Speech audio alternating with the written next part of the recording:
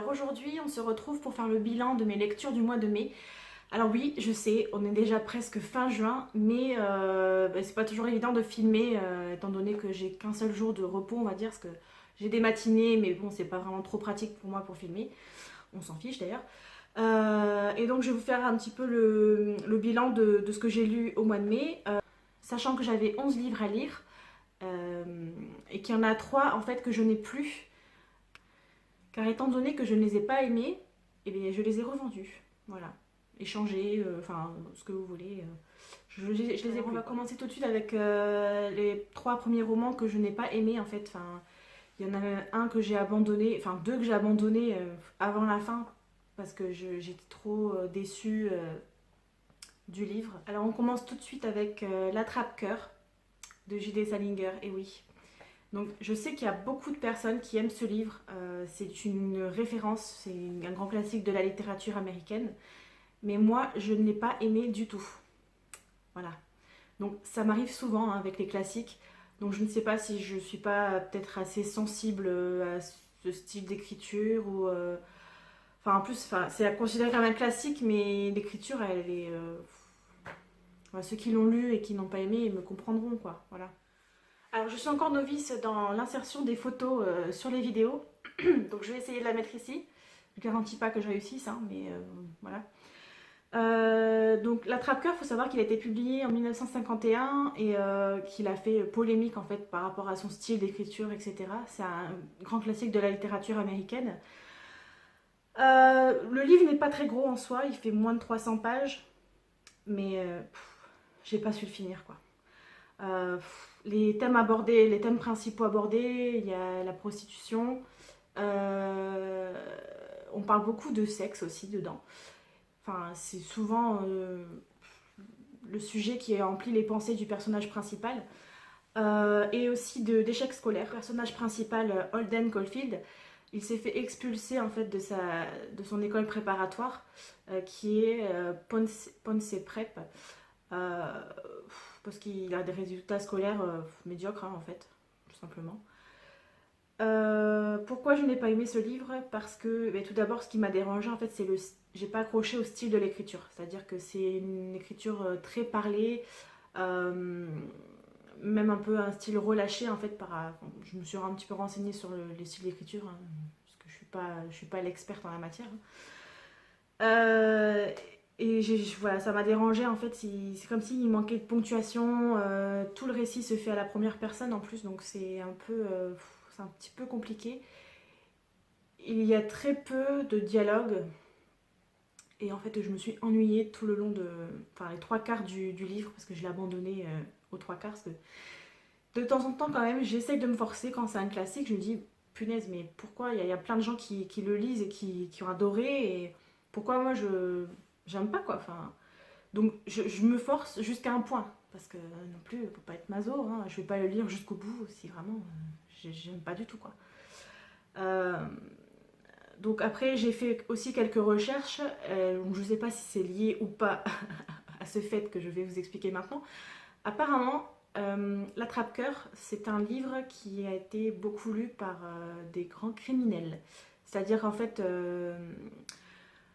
l'assassin de John Lennon et celui qui a essayé de tuer Ronald Reagan, pardon, avait lu ce livre. Ensuite, on en parle également beaucoup dans les séries américaines, style Esprit criminel, etc. Et en fait, tous les tueurs en série, même dans un film avec Julia Roberts, tout, enfin, les tueurs en série ou les tueurs ont tous lu L'Attrape-Cœur, en fait. Enfin, c'est comme si c'était limite un manuel pour les psychopathes, quoi.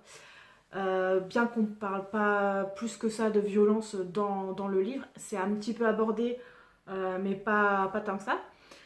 Euh, donc voilà, en fait, j'ai pas du tout accroché. Et bah, comme j'ai pas aimé, j'allais pas le garder, donc je l'ai revendu, voilà. Donc dites-moi si vous avez apprécié ce livre, qu'est-ce qui vous a plu justement dans ce livre. Euh, Expliquez-moi en commentaire, peut-être que je suis passée à côté de quelque chose ou... Enfin voilà, j'ai pas aimé l'histoire. On passe au livre suivant, il s'agit de Salem, écrit par Sandra Trinham et publié aux éditions Plume Blanche, si je me rappelle bien. Pareil, j'essaie de vous mettre ici la photo parce que pareil, j'ai revendu le livre, enfin je l'ai échangé sur le site la Tornade, quelque chose comme ça. Alors, ça partait bien pourtant, hein, parce que Salem, voilà, avec le titre, je m'attendais vraiment à lire une histoire qui parle essentiellement de sorcellerie ou de sorcières, parce que c'était un petit peu vendu comme ça, c'est les sorcières de Salem à l'époque, quoi, voilà. Donc, j'avais de grands espoirs pour ce livre, sachant que quand je l'ai commandé, en fait, sur le site où je l'ai commandé, j'ai pas lu le résumé. Parce que pour moi, Salem, ça veut tout dire, quoi. Enfin, voilà. Après, c'est peut-être une erreur de ma part, d'accord, mais j'ai été déçue. J'ai commencé à lire le livre, ça parlait, il y avait un petit peu des références à la sorcellerie, il y avait des choses un petit peu étranges, mais au final, ça parle pas de sorcellerie, ça parle beaucoup de loup-garou, en fait. Et c'est pas forcément ma tasse de thé, c'est pas ce que je préfère, ça passe, mais voilà. Du coup, comme j'étais un peu déçue au fur et à mesure du livre, je décrochais peu à peu de l'histoire et en fait, jusqu'au moment donné où j'ai arrêté.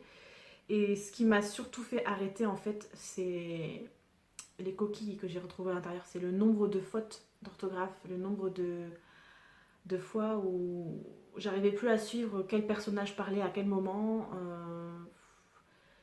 Ouais, ça m'a fait décrocher en fait du livre.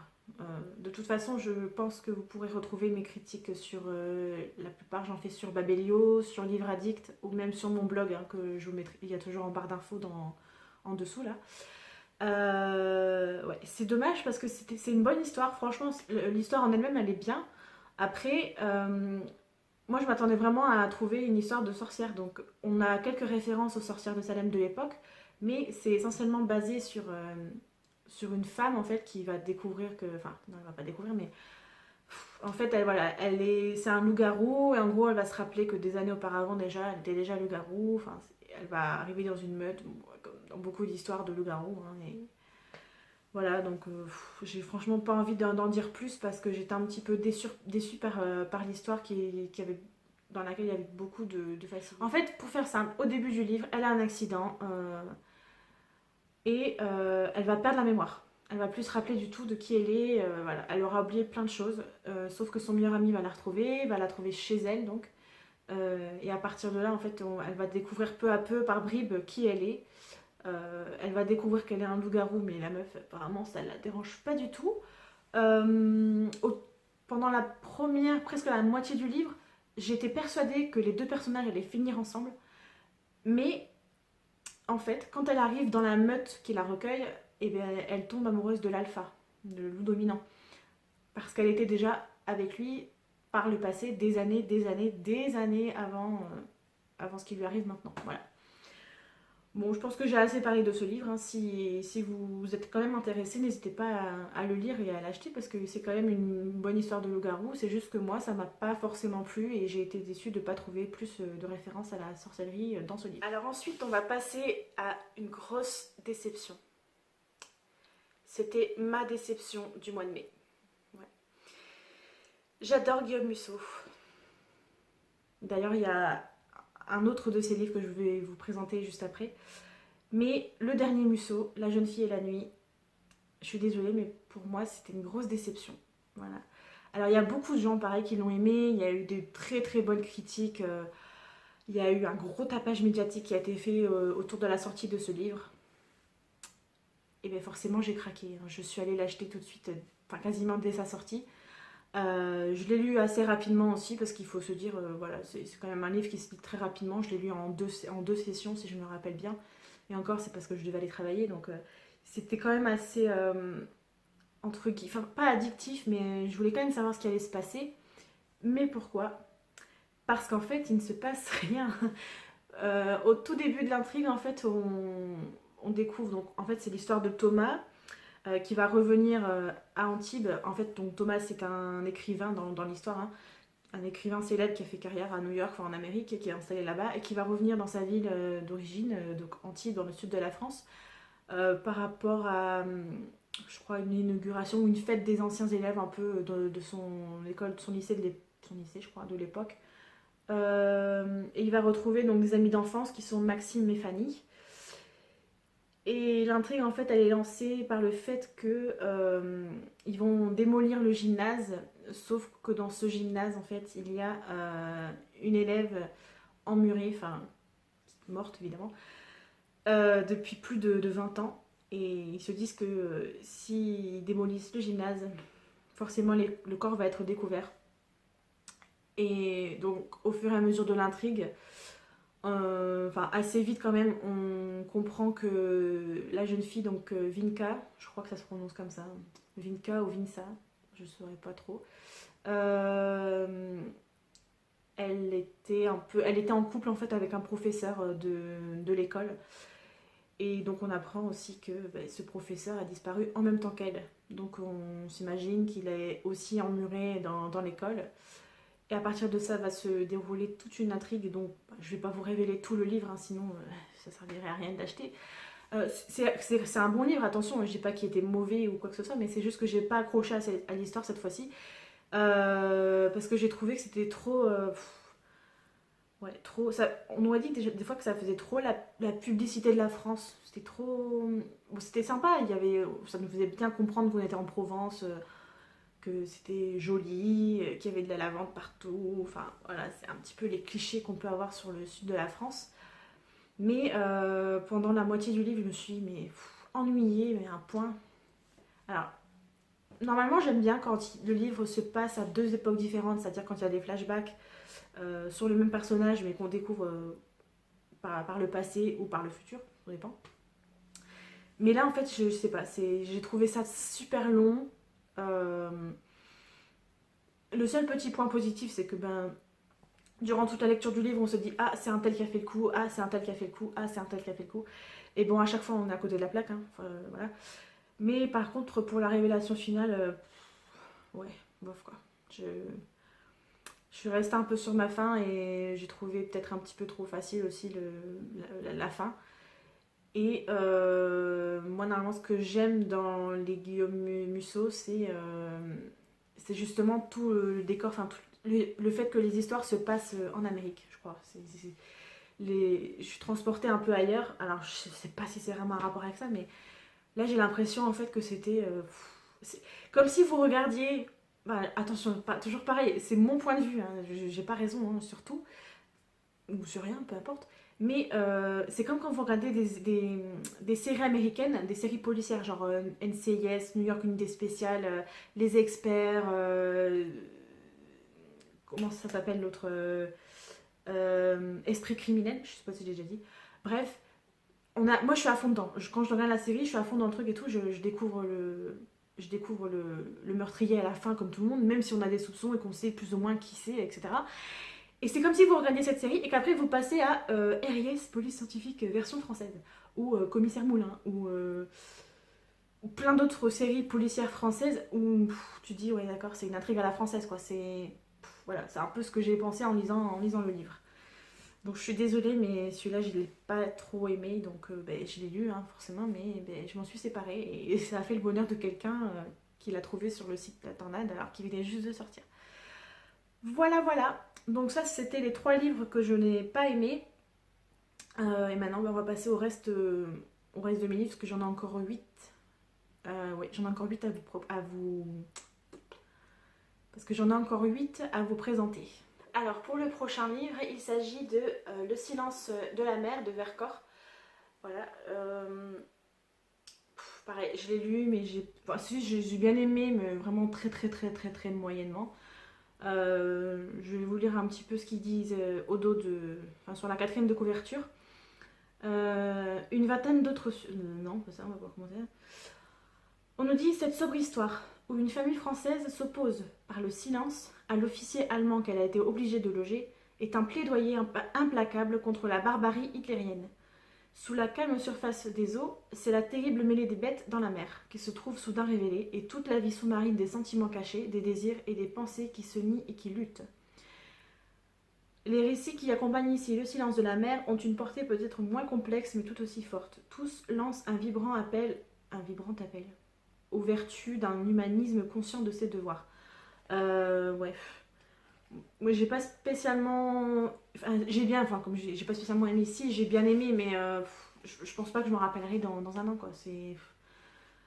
Ouais, c'est pareil, il se passe pas grand chose. Il y a un officier allemand qui est logé donc chez des gens, et la plupart du temps, c'est lui qui parle tout au long du livre, en fait, vu que les deux personnes, donc c'est un père et sa fille, si je dis pas de bêtises, le voient tous les jours. Ils ne lui parlent jamais, ils ne lui répondent jamais, en fait. Ils font juste que l'observer, ils écoutent ce qu'il a raconté. Voilà. Alors en plus, l'officier allemand, au début, il rentre chez eux, je crois, il s'excuse de dire qu'il va squatter en fait leur maison. Mais je le trouve pas si. Enfin, j'ai pas l'impression qu'il soit méchant, vous voyez. Enfin, ça casse un petit peu le stéréotype de l'officier allemand dur et très méchant. Voilà. Donc, pareil, pour moi, je me suis un petit peu ennuyée. J'ai vraiment, en fait, j'ai rien à raconter sur ce livre parce que bah, il faut le lire pour savoir si on aime ou pas. Et peut-être que j'ai pas été sensible à la façon d'écrire de Vercors, mais ouais, j'ai rien à dire quoi, en fait. Mis à part le fait que cet officier allemand, apparemment, il adore la France, il aime la France, il dit que du bien de la France. Euh, il aime également beaucoup l'art, je crois, et la musique, si mes souvenirs sont bons. Mais sinon, voilà. J'ai lu ce livre courant mai et voilà ce que j'en ai retenu. Donc voilà. Pareil, j'attends vos explications pour me dire ce que vous avez apprécié dans ce livre, si vous l'avez lu, voir peut-être si je suis passée à côté de quelque chose. Alors, je vous dis franchement, en fait, j'ai lu le livre et j'ai même pas lu la deuxième partie, suivie de La Marche de l'Étoile, parce que je m'étais tellement ennuyée que ouais, j'avais envie de passer à autre chose en fait, tout simplement. Alors, ensuite, on passe à un livre de Mary Higgins Clark. Il s'agit de Toi que j'aimais tant. Donc toutes les éditions que j'ai de Mary Higgins Clark, quasiment, ce sont des livres de poche. Donc celui-ci, il est quand même assez gros. Il fait 400 pages en format poche. L'histoire était pas mal. Mais pareil, c'est un Mary Higgins Clark que je vais pas forcément retenir. C'est pas le meilleur qu'elle ait écrit, je pense. Enfin, à mon sens, attention. Hein, c'est pas celui que j'ai préféré, quoi, en fait. Tout simplement parce que j'ai trouvé... c'était un peu long et le dénouement était trop prévisible en fait. Voilà. Donc en fait ça nous raconte l'histoire d'une femme qui va tout faire pour prouver que le meurtrier de sa sœur est bien le meurtrier de sa sœur. Voilà. Sachant que le meurtrier en fait il sort après 22 ans de prison. Euh, et lui en fait il veut prouver son innocence. En gros il veut, voilà, il veut dire ouais j'ai fait 22 ans de prison pour rien. Etc., etc. Il accuse un autre homme de la mort de la sœur, donc du personnage qu'on suit dans ce livre. Donc elle s'appelle Ellie. Et c'est une journaliste en fait, hein, donc évidemment elle va fouiner un peu partout, elle va mettre son nez dans plein de documents et au fur et à mesure elle va en gros pour prouver que le meurtrier de sa sœur est bien celui qui a passé 22 ans en prison, elle va elle va enquêter sur la mort d'une autre personne qui est morte avant sa sœur pour prouver que, à la suite, en gros, tous les détails qui vont découler de ce premier meurtre vont amener au fait qu'il a tué sa sœur. Voilà. Donc, ouais, voilà, c'était tout le long du livre, j'ai lu, mais je me suis un petit peu ennuyée. J'ai pas trouvé que c'était très très palpitant. Donc, sachant que Mary Higgins Clark, ce sont des romans policiers, hein, donc c'est policier, il y a un petit peu de suspense. Mais ce sont pas des thrillers psychologiques où on est amené à réfléchir hyper longtemps, où il y a des retournements de situation de fou, etc. Mais voilà. Donc c'était une bonne histoire, c'était pas mal, mais ouais, pareil, je pense pas qu'il va me rester en mémoire d'ici un an. Voilà. Ensuite, on passe à un grand classique de la littérature française. Il s'agit de Bonjour Tristesse de Françoise Sagan, que j'ai lu pareil avec plein d'espoir. Je me disais, tout le monde en dit de super bonnes critiques. Alors pareil, c'est un livre qui est très court, il fait même pas 150 pages. J'ai trouvé l'histoire sympa, mais c'est pas un livre qui va me rester gravé en moi super longtemps non plus. Euh, En fait, on nous parle, donc on découvre l'histoire de Cécile qui a 17 ans et qui va passer les vacances avec son père dans une villa sur la Méditerranée. Et en gros, on découvre un petit peu ses premiers émois, parce qu'elle va tomber amoureuse de quelqu'un, enfin, elle croit qu'elle va tomber amoureuse de quelqu'un. Son père et elle ont une relation assez fusionnelle, un peu, enfin, assez particulière, c'est-à-dire que on a plutôt l'impression que c'est un grand frère ou un bon copain que son père, parce qu'il ne fait pas forcément preuve d'autorité sur elle. Et comme ça se passe dans les années 50, les mœurs étaient vraiment différentes à l'époque. La place des femmes dans la société n'était pas celle d'aujourd'hui. Et donc, elle était un petit peu en mode rebelle. Enfin, voilà. C'est bien, j'ai bien aimé ce côté où elle disait non, mais moi, enfin, en gros, elle voulait s'instruire, elle voulait être une grande dame de la société, elle voulait montrer qu'elle était intelligente, etc. etc. Euh, et sachant que son père était veuf, il voulait pas spécialement se mettre avec quelqu'un sérieusement en fait. Donc au début du livre, il est avec une femme qui est un peu, je crois qu'elle est un peu, elle est jeune, elle ne doit pas être beaucoup plus âgée que sa fille en fait. Et en gros, il y a une amie de la défunte épouse du père de Cécile qui va les rejoindre dans la villa, donc sachant qu'ils sont déjà à trois, et elle va s'incruster en mode toi la pétasse, ça tu dégages. Bon, j'exagère un petit peu, mais c'est un petit peu ce qui se passe en fait, puisque le père va commencer à nouer des sentiments pour la femme qui va venir s'incruster en fait avec eux. Et en fait, il va y avoir aussi une relation un petit peu particulière entre Cécile et, on va dire, la belle-mère, parce que non, je la considère un peu comme la belle-mère de l'histoire. Et en fait, il va se nouer une intrigue autour de ça, parce qu'elle, forcément, elle a 17 ans, son père, c'est son père, elle est jalouse, c'est un petit peu une peste, et elle va échafauder un plan pour la faire partir, en fait. Voilà. Donc pour ceux qui n'ont pas lu le livre, je ne vais pas dévoiler la fin, parce que bah, ce serait un peu bête, mais pour moi, c'était un tout petit peu prévisible quand même. C'était pas trop mal, mais voilà quoi.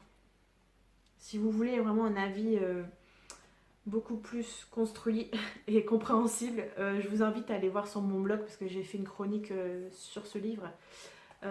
Chronique, je crois que c'est. Je lis aussi des classiques, je crois que ça devait être le premier, si je dis pas de bêtises. Donc pareil, si vous avez apprécié ce livre, je vous invite à me donner les raisons en commentaire pour qu'on échange, voir un petit peu ce que moi je n'ai pas aimé, ce que vous avez apprécié. Mais voilà, bon, au moins je l'ai lu, hein. Maintenant je pourrais dire oui, j'ai lu Bonjour Tristesse de Francis Sagan, mais c'est pas un livre qui va me rester, ça ne fera pas partie de mes livres préférés. Alors ensuite on passe à L'Alchimiste de Paulo Coelho. Coelho, ouais, c'est un, non, un Brésilien je crois, portugais, je sais plus. Brésilien, c'est écrit il est à Rio de Janeiro. On me dit que c'est un des écrivains les plus célèbres au monde. Donc avant de tomber sur ce livre, j'en avais pas entendu parler. Donc après, c'est parce que ça fait que quelques temps que je me suis mis un petit peu à la lecture intensive. Avant, je lisais que de temps en temps, par-ci par-là, un livre ou deux. Ouais, il y avait un nouveau truc qui sortait, je l'achetais, je le lisais et point barre. Mais j'ai décidé de m'intéresser de plus près à la lecture en général. Donc là, en fait, on va suivre l'histoire d'un homme, Santiago. C'est un berger. Et pendant tout le long du livre, il veut partir à la recherche d'un trésor qui est enfoui près des pyramides. Et donc, en fait, ça, c'est un livre assez philosophique, puisqu'il va faire la rencontre de plusieurs personnages au cours de son voyage, qui vont l'amener à réfléchir en fait sur le sens de la vie, sur ses priorités, sur le fait de rechercher son... Il y a un terme spécifique. Sur le fait de rechercher sa légende personnelle. Donc en gros, c'est un petit peu son rêve, son but ultime, pourquoi on vit, etc. J'ai bien aimé parce que l'écriture, elle était fluide, c'était pas trop compliqué à comprendre. Il y a eu des passages qui étaient assez poétiques quand même. Et ouais, franchement, j'ai bien aimé. Donc en plus, c'est un livre assez court qui fait moins de 200 pages. Il fait presque 190 pages. Il se lit assez facilement. Bon, il faut être quand même assez bien dans le calme parce qu'il y a beaucoup de détails en fait. Et forcément, ça nous amène également nous-mêmes à réfléchir un petit peu sur le sens de la vie en général ou sur nos rêves, sur le fait de ne pas lâcher, est-ce qu'on doit toujours se sacrifier les autres éléments de sa vie en fait pour pouvoir continuer à avancer et trouver un bonheur que peut-être on a déjà et qu'on ne voit pas. Voilà, enfin en tout cas moi c'est ce que j'ai ressenti. Donc ce livre je vais peut-être le garder dans ma bibliothèque parce que j'ai bien aimé et peut-être que j'apprécierais de le relire à une époque différente de ma vie. Voilà. Donc je sais pas si vous avez remarqué, mais on y va en fait crescendo, hein, donc graduellement, on passe de plus en plus au livre que j'ai apprécié au mois de mai. Le livre suivant, c'est un livre que j'ai beaucoup vu passer sur les réseaux sociaux et c'est ce qui m'a en fait donné envie de l'acheter. Il s'agit de The Vanishing Girl de Laura Thalassa. Donc je vous rassure, hein, c'est en français, c'est juste que le titre ils l'ont gardé en VO. Donc celui-ci c'est paru aux éditions Michel Lafon. C'est un petit peu, je dirais, un mélange de fantastique. Et donc on va suivre l'histoire d'une jeune fille qui s'appelle Amber et qui a le pouvoir en gros de se téléporter mais uniquement en rêve. Donc, je vous remets un petit peu le livre ici mais je vais pas le tenir pendant tout le long de mon blablatage. Donc elle disparaît en rêve. Et elle peut aller un petit peu n'importe où jusqu'au jour où en fait le gouvernement va la rattraper. Euh, ils vont la convaincre, enfin non, ils vont l'obliger plutôt à aller dans un centre qui regroupe toutes les personnes qui ont ce don, sachant qu'elles ont à peu près toutes quasiment le même âge. Il y en a des un peu plus âgées, il y en a des un peu plus jeunes. Puisqu'en fait, on va découvrir que c'est le gouvernement qui a modifié leur ADN afin qu'ils développent ce pouvoir. Voilà. Donc, en essayant de s'enfuir au début du livre pour échapper à cette obligation d'obéir au gouvernement, elle va faire la rencontre de Kaden, je sais pas comment vous le prononcez, qui va la rattraper alors qu'elle s'apprêtait à prendre le bus pour disparaître. Et en gros, il a un petit peu le stéréotype du macho de base, hein, donc il va lui taper la honte dans le bus devant tout le monde, et va lui sortir en sortant un string de son sac. D'ailleurs, j'ai pas trop compris ce passage, mais bon, c'est pas le principal du livre. Et donc en gros, quand même, elle va quand même finir au centre, où elle va découvrir pas mal de choses. Et en gros, elle va travailler un petit peu pour le gouvernement en utilisant les 10 minutes de son rêve pour... enfin, en utilisant les 10 minutes de téléportation pour agir pour le gouvernement. Donc, c'est-à-dire faire des enquêtes, trouver des indices, donner des choses, livrer des choses à certaines personnes, etc. Jusqu'à un moment où elle va vouloir se rebeller et partir. Et forcément, les deux personnages principaux, donc elle et Kaden, vont tomber amoureux, comme c'était un peu prévisible. Et la fin du livre, sans tout vous dévoiler, j'étais un petit peu déçue, mais pas tant que ça, parce qu'en fait, je m'attendais beaucoup à ce que ce soit plus centré sur le côté fantastique du truc, le fait qu'elle disparaisse, enfin, en gros, qu'elle se téléporte pendant les 10 premières minutes de son rêve. Voilà. Mais vers la fin du livre, c'était un peu plus centré young adulte. Donc, c'est pas trop ma came, en fait, ce style de livre. Donc, il y en a qui adorent. Moi, j'aime bien de temps en temps, mais j'étais un peu déçue, en fait, que ça prenne le pas sur l'histoire principale. Ensuite, ce qui m'a gênée aussi dans ce livre, c'est le fait qu'il y a, en fait, à chaque fois qu'ils reviennent de leur voyage nocturne, et ben, ils reviennent, ils sont à poil. Ouais, enfin, ils sont tout nus, quoi. Nus comme des vers. J'ai pas compris trop l'intérêt, sachant que quand ils se téléportent en rêve, ils arrivent à avoir des vêtements qu'ils n'avaient pas en s'endormant. Donc je me dis pourquoi avoir choisi de les faire revenir nus et pas habillés avec leurs vêtements d'avant, ou enfin voilà. Je vois pas trop l'intérêt. Après, il y a aussi des facilités parce que dans le livre, Et il y a le personnage principal qui va vivre sa première fois sexuelle et qui évidemment se passe à merveille, qui se déroule comme sur des roulettes. En plus, elle prend du plaisir. Mais alors ça, si c'est pas magnifique. Alors, si vous faites partie de ces personnes qui ont eu une première expérience sexuelle agréable, parfaite et qui vous a donné du plaisir, eh bien tant mieux pour vous. Je suis très contente pour vous. Mais je ne pense pas que ce soit le cas de tout le monde. Et ça me dérange un petit peu parce que les jeunes filles ou les jeunes ados ou les ados qui vont lire ce livre vont peut-être un petit peu idéaliser la chose. Alors bon, je dis pas que c'est que ce livre qui va faire leur éducation sexuelle, pas du tout. Mais c'était un petit peu trop romancé à mon goût, voilà, ça m'a pas trop plu. Après, j'espère qu'on va passer un petit peu à autre chose parce qu'il y avait des scènes des fois un peu trop... en fait, c'était contrasté, soit c'était un petit peu trop cru, soit après l'auteur enfin l'auteur non, le personnage principal, donc la fille, n'osait pas appeler la chose quoi, vous voyez. Euh, donc ouais, c'était pas terrible sur ce point-là. Donc en fait, tout ce côté romance et un petit peu sexe du livre ne m'a pas forcément plu. Enfin, j'ai pas détesté, mais bon, c'est pas un truc que j'ai dit ouais, trop bien quand j'ai lu le livre. C'est ouais, ça m'a pas paru pertinent vraiment quoi. Une seule scène aurait suffi à dire que oui, bon, ça y est, consommé plutôt. Ils avaient fait la chose et voilà. Et donc, en arrivant à la fin du livre, je ne savais pas s'il allait y avoir une suite ou pas, parce que les deux cas de figure étaient probables. Et en fait, en cherchant, j'ai découvert qu'il y avait une suite. Donc, ouf, il y a une suite. Il va y avoir des explications plus poussées concernant la fin, enfin la fin du premier tome. Et j'espère que le côté young adulte sera un petit peu moins présent, parce que c'est ce qui m'a principalement dérangé dans ce roman. Voilà, j'en mets. Donc après, par contre, je ne vous ai pas parlé de la couverture du livre que je trouve sublime.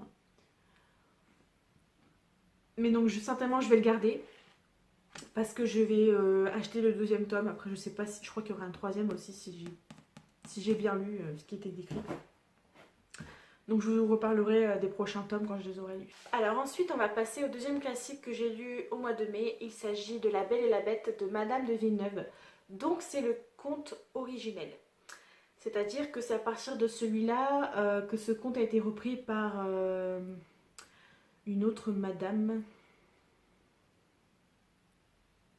Madame de Belleville, je crois. Ouais, si je dis pas de bêtises.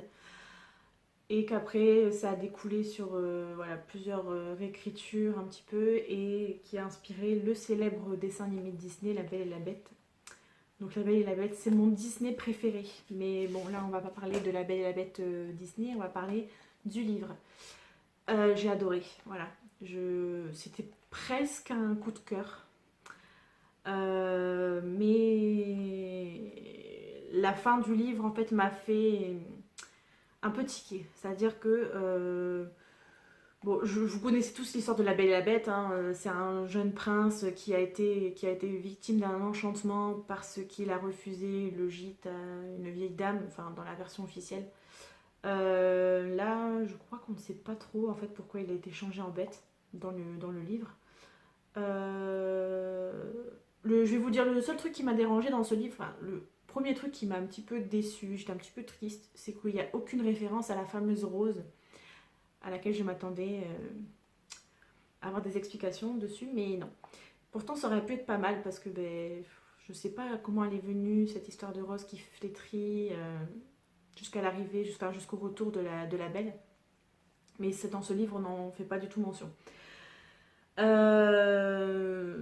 Donc ben, l'histoire se déroule en référence, hein, comme dans le Disney. Le père le père de Belle qui est décrit d'ailleurs comme le marchand. Hein, à aucun moment on ne sait son nom. Il va arriver dans le château de la bête, il va s'installer à son aise, il va profiter. D'un coup, la bête elle va débarquer. Et plutôt que de le tuer, il va dire oui, si tu as des. En fait, parce qu'il va le choper en gros. Il n'a pas calculé de tout le début du livre, mais en gros, juste le fait que le marchand cueille une rose pour sa fille Belle, qui lui a demandé de lui ramener un souvenir qui n'était pas coûteux, et en fait ça va lui coûter beaucoup, Ce geste, en fait, le fait de cueillir la rose va faire débarquer la bête dans une rage immense. Et en gros, il va lui dire, bon, soit tu meurs maintenant sur le champ, ou soit tu me ramènes une de tes filles, mais il faut qu'elle vienne de son plein gré pour se faire séquestrer dans mon château. Ouais, donc là on se dit, bon, ouais, c'est un petit peu plus tordu que dans mes souvenirs Disney, mais justement c'est intéressant. Donc le père va revenir chez lui, parce je crois qu'il a 6 filles. Il a 6 filles, ou Belle a 6 sœurs, je ne sais plus trop. Je vous mettrai l'information ici. Et donc, eh bien, évidemment, hein, comme toutes les sœurs de Belle sont jalouses, perfides et ne pensent qu'aux apparences et n'ont aucun sens moral, aucune d'entre elles ne va se dévouer. Seule Belle va se dévouer pour prendre la place de son père, car elle se considère fautive étant donné qu'il a cueilli la rose pour elle, etc. etc. Donc, bref, ensuite on arrive dans le château de la Bête, où donc Belle débarque. Donc elle va découvrir pas mal de choses et donc dans ce château il y a vraiment un univers à part. Donc c'est ce que j'ai beaucoup aimé dans le livre en fait, c'est qu'il y a beaucoup de descriptions sur des éléments dont on ne fait pas du tout mention dans le Disney. Moi je sais que je compare beaucoup au Disney hein, mais c'est parce que forcément quand on a vu un dessin animé qui était tiré d'une œuvre de base, ben, on a tendance à comparer les deux. J'ai beaucoup aimé tout ce qu'elle va découvrir. Tout est décuplé. Il y a des... Elle peut avoir accès en gros aux fenêtres du monde un petit peu. Donc elle voit tous les spectacles qu'elle a envie de voir. Beaucoup de spectacles d'opéra, du théâtre, si j'ai bien compris. Il y a des singes.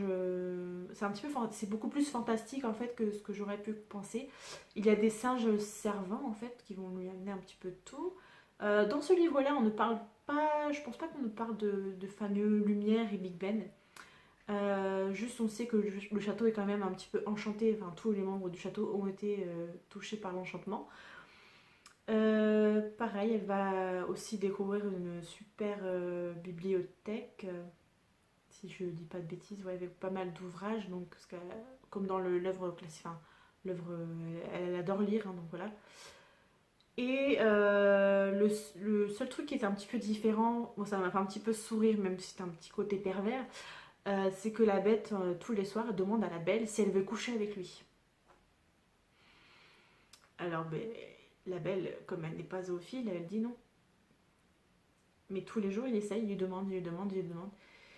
Et ce qui m'a énormément plu aussi, c'est que... Enfin, et ce qui m'a plu, par contre, parce que ça m'a pas énormément plu que la bête demande à la belle de coucher avec elle tout le temps, c'est qu'on découvre que la belle a fait des rencontres en rêve et elle rencontre un personnage qui va être essentiel pour la suite de son histoire, qui va l'amener à réfléchir sur elle-même, sur ce qu'elle a dans le château, sur ce qu'elle possédait avant. Euh, et en gros, c'est comme si c'était une sorte de conscience ou de... Ouais, voilà, je dirais comme une sorte de conscience, une sorte de Jiminy Cricket qui va la faire réfléchir sur pas mal de choses, bien qu'elle ait quand même des très bons côtés. Alors, ce qui est un petit peu paradoxal, c'est qu'on nous dit qu'elle est, en gros, qu'elle sait réfléchir par elle-même, sachant que c'est la plus jeune des sœurs, mais qu'elle est quand même assez intelligente pour voir au-delà des choses, etc. Alors quand même qu'elle se focalise énormément sur l'aspect de la bête, sur son côté répugnant. Bon, après, oui, on peut se dire, oui, mais c'est parce qu'elle le considère comme un animal, en gros. Enfin, c'est vrai que c'est un peu bizarre de se dire, est-ce que je vais laisser une bête me toucher, quoi. Bon bref, c'est un petit peu bizarre, je vous l'accorde. Mais bon bref, voilà, j'ai adoré l'histoire, je vais pas, sinon la vidéo va encore durer 50 plombes. Ce qui m'a déplu en fait à la fin du livre, c'est quand le dénouement final est arrivé. L'enchanteresse qui lance le sort en fait dans le Disney, ici c'est une fée. Et on va découvrir un petit peu toute l'histoire de la fée, pourquoi elle a fait ça, avec qui elle était, qui est-ce qu'elle a aimé, qui est-ce qu'elle n'aimait pas. Et c'était une sorte de long monologue à la fin et c'est ce qui a fait en fait que j'ai pas eu un coup de cœur pour le livre parce que sinon l'histoire en elle-même je l'aimais bien, mais en fait à la fin on découvre que un tel en fait c'est un tel et il y a trop de révélations d'un coup en fait et trop d'informations et j'ai la fin, les toutes dernières pages je l'ai lu vraiment en diagonale parce que la fée, on s'en fout quoi, enfin laisse-les tranquilles quoi, fais ta vie. Voilà. Donc je sais pas si j'étais claire, pareil, si vous avez lu cette œuvre, n'hésitez pas à me dire en commentaire pour qu'on puisse échanger dessus. Alors ensuite on va passer à un livre que j'ai également adoré lire. C'est un Guillaume Musso, donc c'est Central Park. Donc ça c'était une édition limitée je crois, enfin si je dis pas de bêtises. Non je dis pas de bêtises évidemment. Ouais, j'adore la couverture. Donc c'est un polar, thriller, psychologique un petit peu. En gros, en fait, une jeune femme, Alice, va se retrouver menottée à Gabriel, un homme qu'elle n'a jamais vu, dans Central Park. Sachant que tous les deux viennent d'un pays différent, quand ils se réveillent, ils pensent qu'ils sont à deux endroits qui n'ont rien à voir, et en fait, ils sont dans un troisième endroit qui n'a rien à voir. Et tout le long du livre, Alice, elle va tout faire pour découvrir ce qui lui est arrivé, pourquoi elle était menottée à cet homme. Ils vont aller d'aventure en aventure, donc c'est très haletant dès le départ. En fait, il y a des courses-poursuites, il y a des indices, des choses, voilà. On découvre aussi des choses et des événements qui sont arrivés à Alice dans son passé, donc il y a des petits flashbacks qui amènent beaucoup de sens à l'histoire. Et vraiment, j'ai adoré cette histoire. J'étais à fond dedans, quoi. J'ai lu presque d'une traite aussi. Donc par contre, moi, je vais pas vous dévoiler l'intrigue parce que ce serait un petit peu trop long, un petit peu trop compliqué. J'ai fait une revue complète, enfin un article complet sur mon blog, qui a toujours le lien en barre d'infos. Donc n'hésitez pas à aller le lire. C'est une très très bonne intrigue. Et il y a une révélation de fou à la fin à laquelle je m'y attendais pas du tout. Il y a même une double révélation, si on peut dire. Donc je pense que ouais, si vous ne l'avez pas lu, je vous le conseille vraiment si vous aimez un petit peu le Musso ou pas. D'ailleurs, si vous n'avez jamais lu de Musso, peut-être qu'en lisant celui-ci, vous allez vraiment accrocher à son style. Parce qu'il fait aussi partie des auteurs un peu polémiques avec Marc Lévy, qui ne sont pas considérés comme genre toi tu lis du Musso ou du Lévy, donc tu lis pas vraiment. Enfin, vous savez ce que j'en pense, c'est n'importe quoi. Bref, vous lisez bien ce que vous voulez, que ce soit Pierre-Paul ou Jacques, ou Musso, ou Lévy, ou Madame de Villeneuve, ou Vercors, ou Zola, ou peu importe, peu importe. Si vous lisez, déjà c'est super bien. Donc voilà, j'ai adoré ce roman, enfin ce roman, ce thriller psychologique, polar. Il nous amène quand même beaucoup à réfléchir sur les événements. On se dit, ah mais non, en fait, il s'est passé ça, et en fait, non, on se plante tout au long du livre, et à la fin, j'ai adoré la fin. Voilà, je ne m'attendais pas du tout à la fin, et c'est ce que j'ai adoré dans le livre. Vraiment, c'est un de mes livres préférés que j'ai lu ce mois-ci, donc je n'irai pas jusqu'à dire que c'est un coup de cœur parce que voilà, je laisse la porte ouverte encore à d'autres découvertes. Hein. J'ai pas encore lu non plus énormément de livres. Donc voilà, j'ai bien aimé. Et pour finir, on passe au livre que j'ai préféré ce mois-ci. Le livre que j'ai préféré lire, il s'agit de Tu comprendras quand tu seras plus grande de Virginie Grimaldi. Alors ce livre, c'est une petite pépite. J'ai adoré. Donc moi, il faut savoir, je suis quelqu'un de très très très émotif. J'ai un peu la langue facile, hein. Mais ce livre-là, il a fait appel à des souvenirs en fait enfouis en moi. Il y a des passages qui m'ont fait sourire aussi, mais il y en a beaucoup qui m'ont émue jusqu'aux larmes. Donc on va suivre l'histoire de Julia qui va débarquer dans une maison de retraite pour y travailler, sachant qu'elle veut un petit peu tourner la page sur certains événements de sa vie. Et en fait c'est comme si elle prenait un nouveau départ. Sauf qu'elle y va vraiment à reculons, hein, dans cette maison de retraite. Parce que pour elle, elle voit ça comme un mouroir, comme quelque chose où elle va déprimer, etc. Sauf qu'en fait, eh ben, il va se révéler qu'elle va adorer travailler avec les personnes âgées. On va découvrir la vie de plusieurs pensionnaires de l'établissement. On va également s'attacher à eux. Et on va grandir avec Julia, en fait. On va découvrir pas mal de choses sur sa vie. Le seul petit point négatif que j'aurais à dire, enfin, les deux petites choses que j'aurais à dire, c'est que il manque peut-être de profondeur sur quelques personnages. Par exemple, la maman de Julia, j'aurais bien aimé en savoir un peu plus sur elle. Également sur son papa en fait, parce qu'on apprend qu'il est décédé, mais on a quelques bribes d'informations. Et un tout petit truc qui m'a dérangé, c'est à propos de deux prénoms dans le livre, c'est Marine et... D'ailleurs, vous voyez, j'ai oublié tellement ça m'a un peu embrouillé en fait.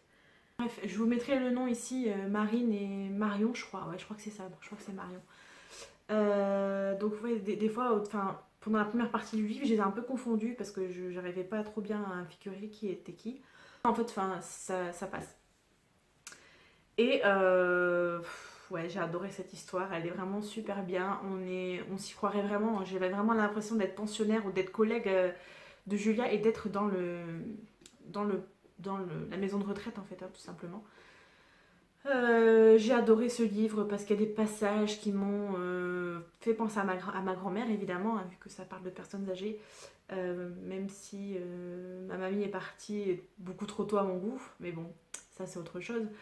Donc ouais, ce livre il m'a beaucoup plu. Il y a un moment dans le livre où j'ai vraiment pleuré, mais limite à chaudes larmes avec un gros mouchoir et tout. Enfin, voilà.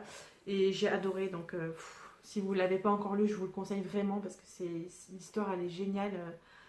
Ça se lit super facilement, c'est fluide, c'est assez mordant quand même. Il y a beaucoup de passages assez drôles, des petites anecdotes très marrantes. Il y a beaucoup d'humour aussi dans ce livre. Mais moi, ce que je retiens principalement, c'est l'émotion, ce que j'adore. C'est bête hein, ce que je vais dire, mais j'adore pleurer pour un livre ou pour un film. Je suis pas du tout complexée. Oui, je suis peut-être trop sensible, mais je m'en fous. C'est comme ça. Voilà, donc j'ai fait également un article sur ce livre sur mon blog parce que je l'ai adoré. Hein, donc si vous voulez un peu plus d'infos, un peu plus de détails, je vous invite aussi à aller le lire. Et je pense que je vais du coup lire d'autres titres de Virginie Grimaldi. D'ailleurs, j'attends d'acheter son dernier roman. Il est grand temps de rallumer les étoiles. Je vais le lire aussi, c'est sûr, parce qu'il y a beaucoup de critiques positives. Parce que pour moi, bon, les critiques, il faut s'en méfier un petit peu, hein, parce que je pense que chaque personne est différente. Et tout comme la musique, tout comme le cinéma, tout comme l'art en général, la beauté, les goûts, c'est très subjectif. Un livre que quelqu'un va adorer, un autre va peut-être le détester. Donc voilà, moi en tout cas j'ai apprécié. Si vous aimez comment vous laissez emporter par vos émotions quand vous lisez, ben, je pense que vous allez bien aimer celui-là. Tout ça pour vous dire que lisez vraiment ce que vous voulez, ce qui vous fait envie. Nourrissez-vous un petit peu des avis donnés à droite à gauche, mais si tout le monde, enfin, s'il y a beaucoup de gens critiquent un livre en disant que c'est vraiment très très très mauvais, moi je dis, attendez, essayez de lui laisser une chance, peut-être que vous serez surpris par le livre. Et pareil, si tout le monde va encenser un livre, par exemple, pour ma part, La jeune fille à la nuit, qui a eu beaucoup de critiques positives et ouais, c'est le meilleur Guillaume Musso, je me suis dit, je vais adorer. En fait, non, j'ai été super déçue, donc comme quoi, vous voyez, c'est bien de ne pas avoir les mêmes goûts que tout le monde. C'est bien quand ça arrive, parce qu'on peut échanger avec les gens, mais c'est bien aussi d'avoir son propre avis et de faut pas se sentir coupable de dire non, bah, moi j'ai pas aimé celui-là, mais comment ça se fait, je suis nulle, j'ai pas compris, ou non, bah, vous avez pas aimé, c'est pas grave, vous passez à autre chose, et puis c'est tout, il y a personne qui va venir vous dire oh, franchement, t'as pas aimé ce livre-là, t'es vraiment. C'est. Non, enfin voilà. Bref. J'espère que la vidéo n'aura pas été trop longue. C'est la première fois que je fais une vidéo récapitulative forcément parce que c'est mes tout débuts sur YouTube. J'espère que j'étais assez claire, que j'ai pas eu trop de tics de langage. Mais bon, ça viendra un petit peu à la fois. La prochaine vidéo que je tournerai, ce sera certainement un book haul, le book haul de mon anniversaire qui était il y a quelques temps, enfin il y a quelques jours. Je vous dis donc du coup à bientôt dans une nouvelle vidéo tout simplement. Je ne vais pas continuer à vous saouler plus longtemps. Si vous avez aimé la vidéo forcément vous pouvez cliquer sur le petit pouce. Ça m'encourage à continuer, à m'améliorer. Et si vraiment vous m'avez apprécié moi, ça peut arriver, il y en a qui aiment bien les fous. Vous pouvez aussi vous abonner. Comme ça vous verrez mon évolution et vous serez au courant des dernières vidéos que je poste. Voilà, j'espère que c'était pas trop brouillon. Si c'est le cas, et ben tant pis pour vous. Et du coup, je vous dis à très bientôt dans ma prochaine vidéo. Ciao, ciao! to put some love